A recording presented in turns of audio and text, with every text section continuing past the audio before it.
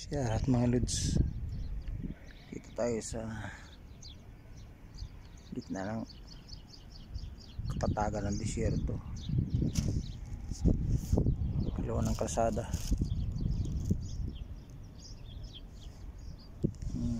Aray hindi ko masyado mahawakan yung cellphone kasi may tama yung ating isang kamay.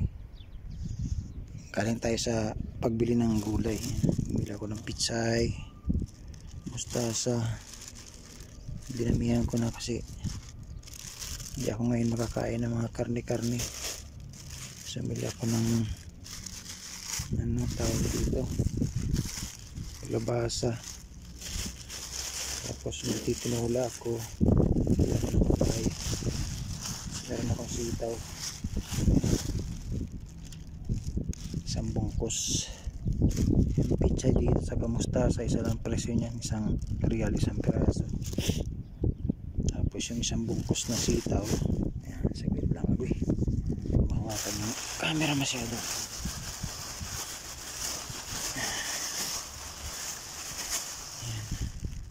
5 real yan.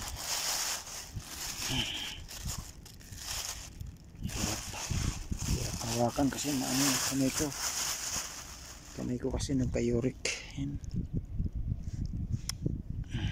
Hirap.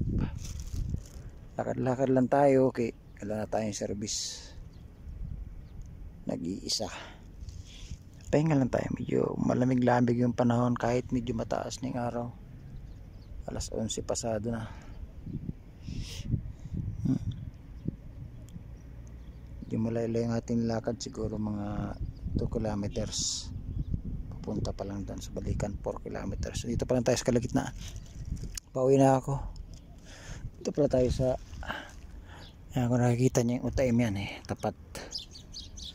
Hindi natin ma-scroll yung zoom in.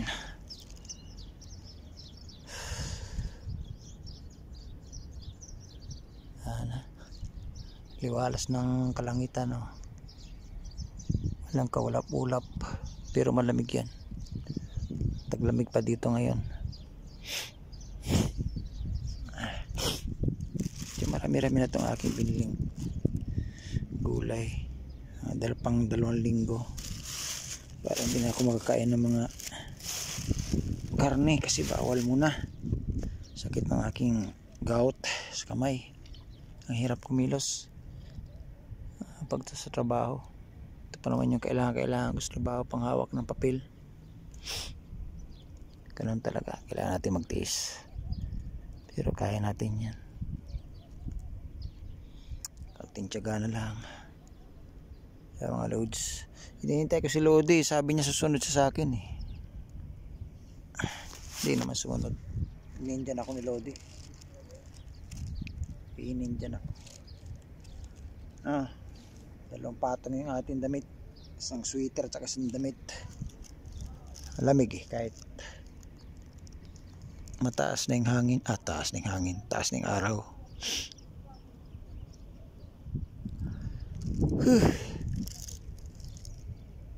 Tara, abay na.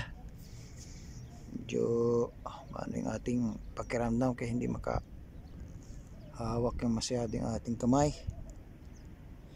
Right, ay mga nag-aaral mga tao Pakistani. Tara na, bye bye, thank you.